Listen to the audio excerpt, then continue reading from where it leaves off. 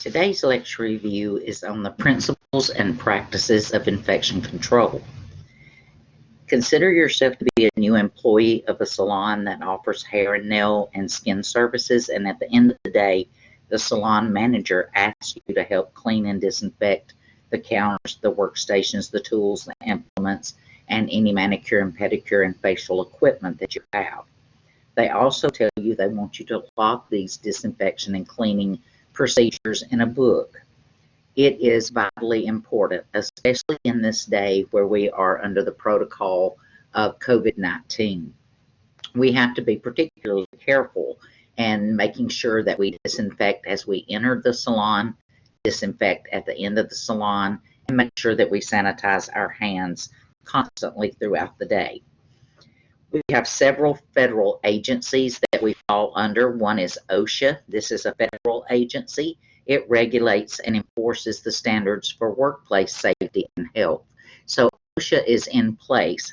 Occupational Safety and Health Administration is in place to protect you. There are also safety data sheets, SDS.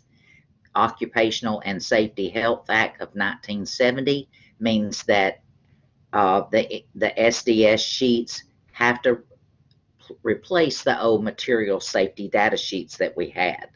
There are 16 categories that are included in SDS. You need to know product identification, the hazards that can happen, the composition and information of each ingredient, the first aid measures, the firefighting measures, accidental release measures, handling and storage of chemicals, exposure control and personal protection, your physical and chemical properties, stability, reactivity, toxicology information, ecological information, disposal consideration, transport information, regulatory information, and revision date. These are things that are vitally important, and you must have these things readily available. And usually in every department, there is a certain area for the SDS. And a good example of this would be, let's say that one of the students or one of your coworkers accidentally splashed a chemical into their eye. You should be able to go to that SDS center, find that information, and when you call 911, then you are able to tell them certain things they may need to know. The Environmental Protection Agency is just what it says, protects our environment. This is EPA. So products that we use to disinfect, they are EPA registered. The Environmental Protection Agency has two types that we use in the salon. We use hospital-grade disinfectants, and we use tuberculocidal disinfectants. Now, the state regulatory agencies protect salon professionals and their clients with health and safety while they receive services in the salon. We have rules and we have laws. Laws fall under statutes and rules are regulations. So what's the difference? A law determines the scope of practice and establishment guidelines for regulatory agencies such as EPA, the Environmental Protection Agency. Rules are also called regulations and more specific than laws. They determine how the law will be applied.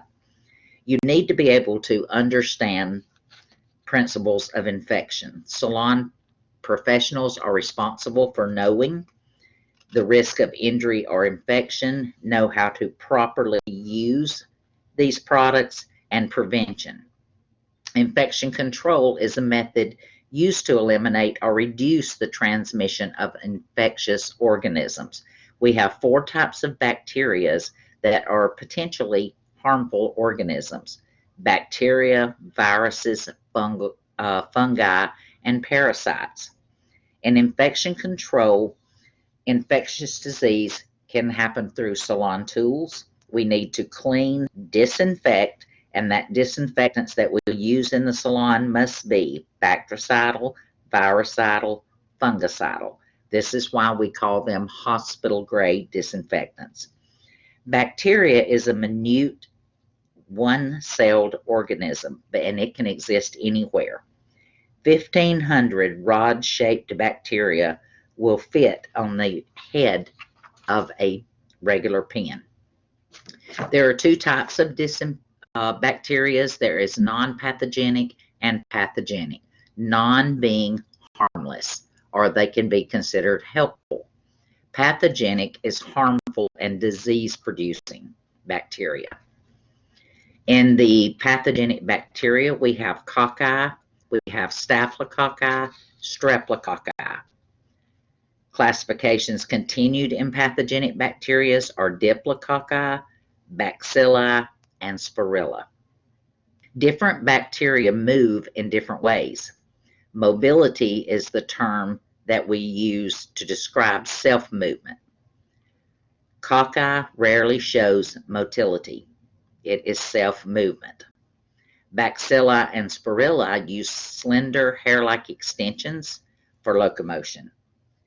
Active bacteria growth and production takes 20 to 60 minutes to reach full growth and divides into two cells, which are called binary fission.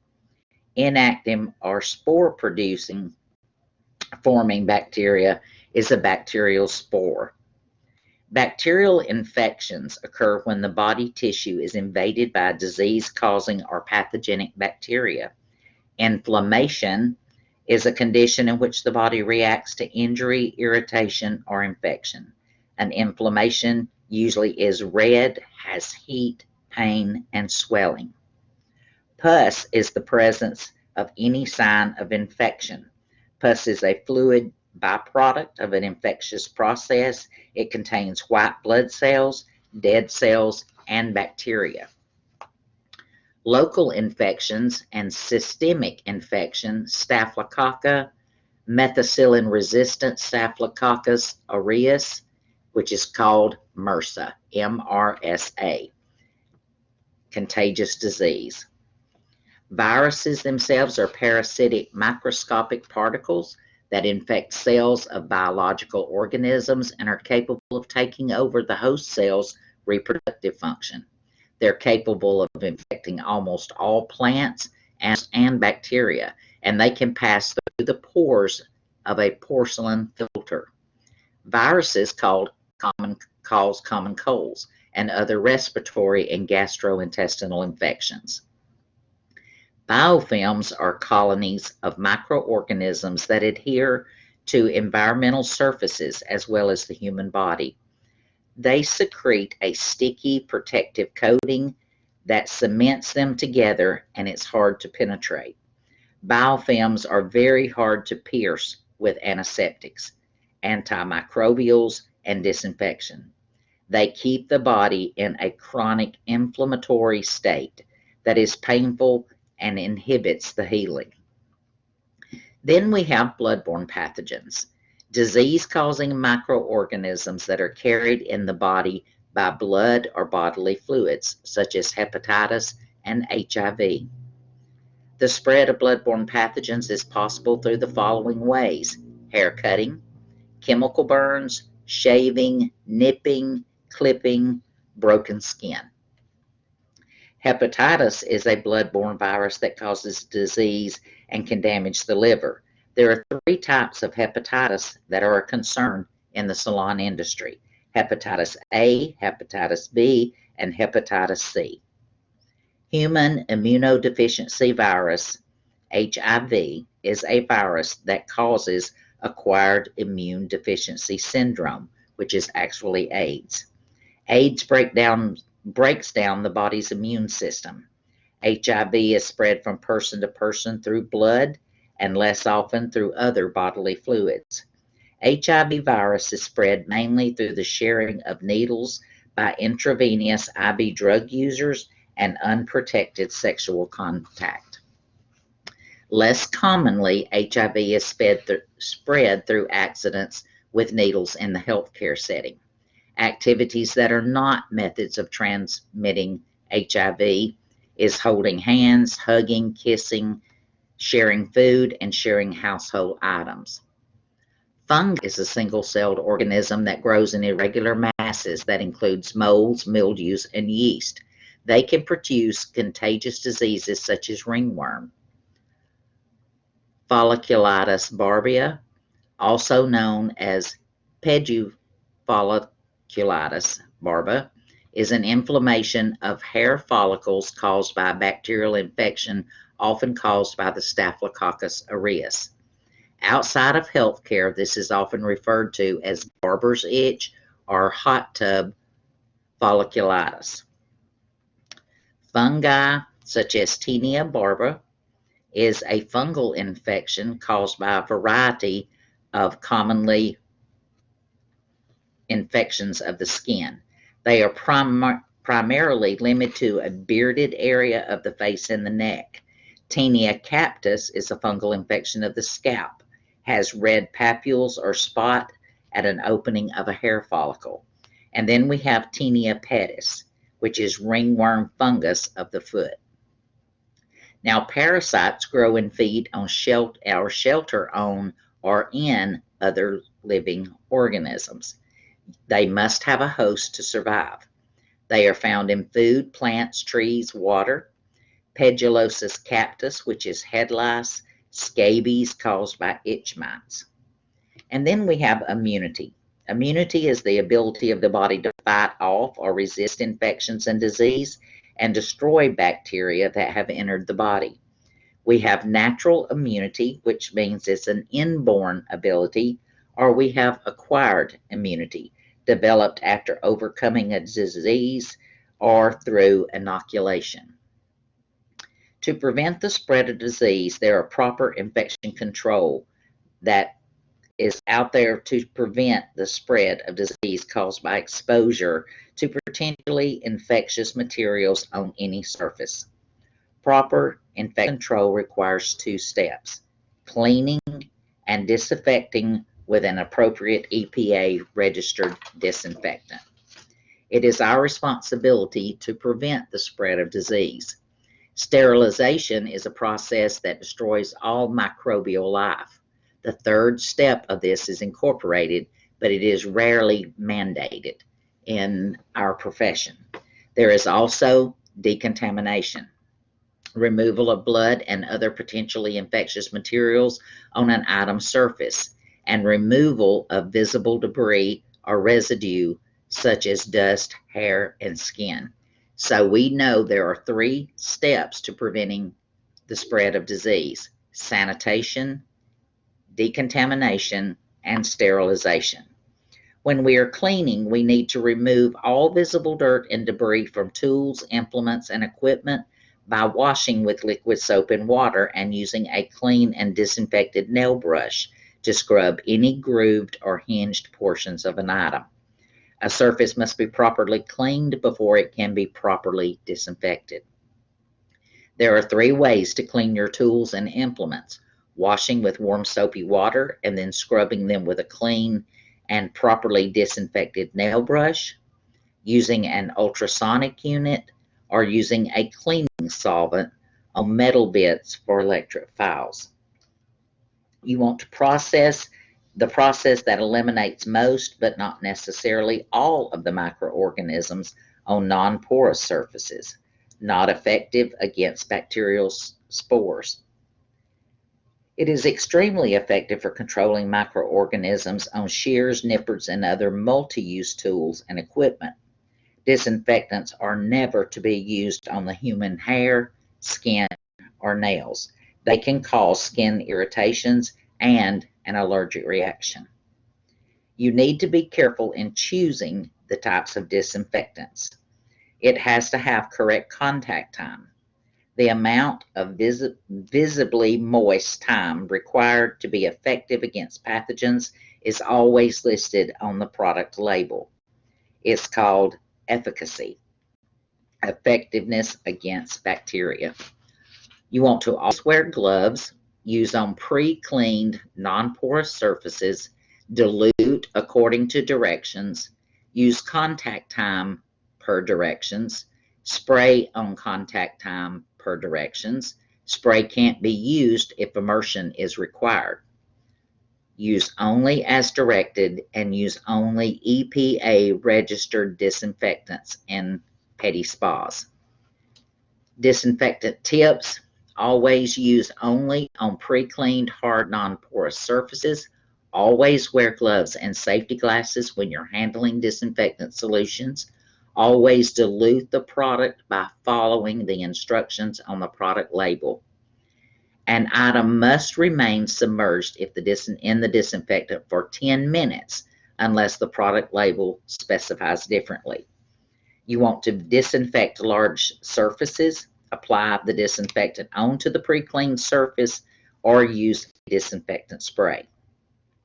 Complete immersion means the entire implement must be completely immersed in the solution.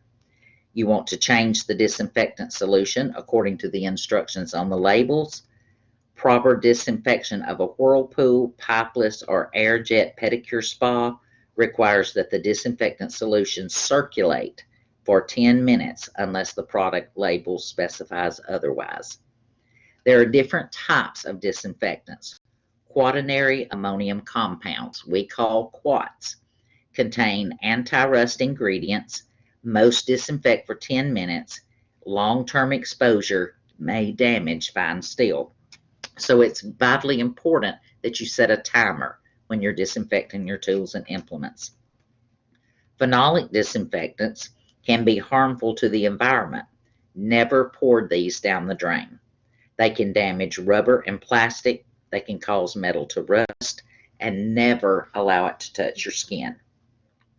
Another type of disinfectant is bleach. Household bleach that is 5.25% sodium hypochlorite is an effective disinfectant.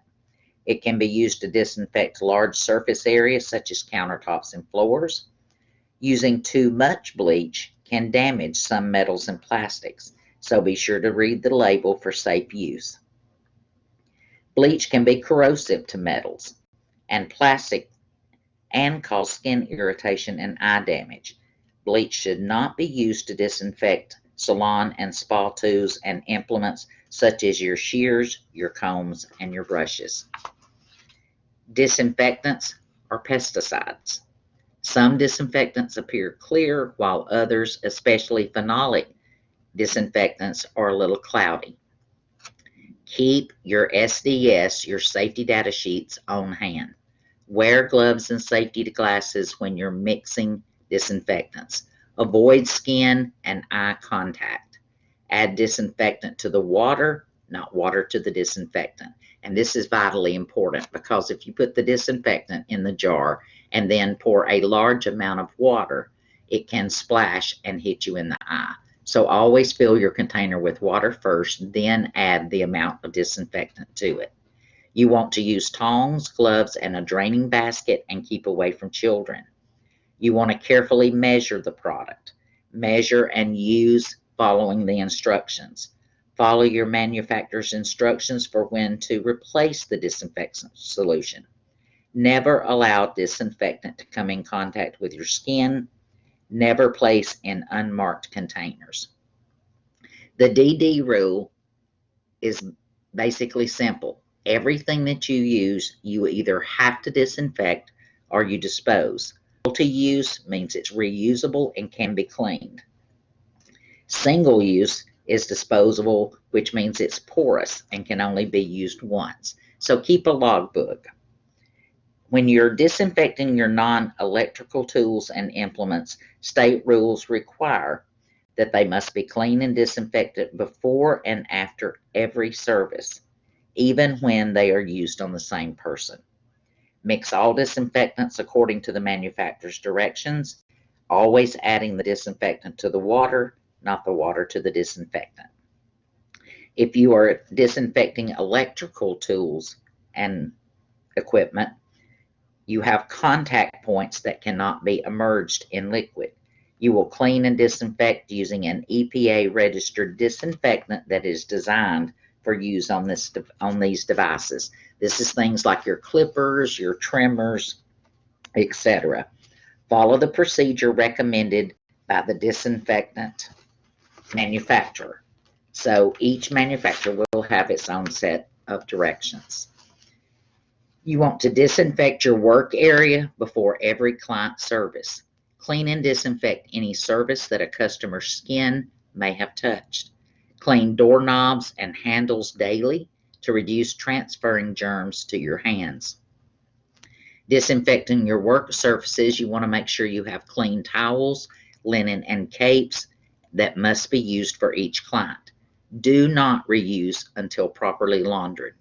Launder it according to the manufacturer's directions for the item's label. Be sure that all items are thoroughly dried. Store soiled linens in a cover enclosed container. Use disposable towels in the restrooms. Do not allow capes to touch the client's skin. If it touched, you must launder it. Use disposable neck strips or towels between the cape and the client. For disinfecting foot spas and pedicure equipment, all equipment that contains waters for pedicures must be cleaned and disinfected after every pedicure. The information must be entered into a logbook, and some state regulatory agencies allow single-use tub liners and pedicure equipment. Which foot spa do I have? There's so many different types of foot spas on the market. There are whirlpool foot spas, air-jet basins, pipeless foot spas, and non-whirlpool foot basins and tubs. You need to use a chelating soap or detergent that breaks down stubborn films and removes the residue of pedicure products such as scrubs, salts, and masks. Additives, powders, and tablets, these cannot be used to replace EPA-registered disinfectant solutions. Be wary of chloramine T, as it is not an effective disinfectant for equipment. When you're working in the dispensary must be kept clean and orderly, with the contents of all containers clearly marked. Always store your products according to manufacturer's instructions and away from heat and out of direct sunlight.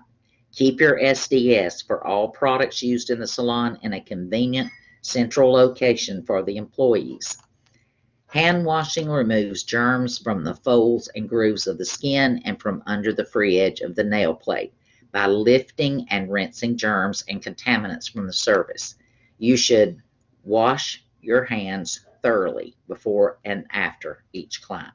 Use a moisturizing hand lotion after washing. This just helps to keep down dry skin. Waterless hand sanitizers, antiseptics, are chemical germicides formulated for use on the skin and are registered and regulated by the FDA, Food and Drug Administration. They can ultimately be very drying for the skin.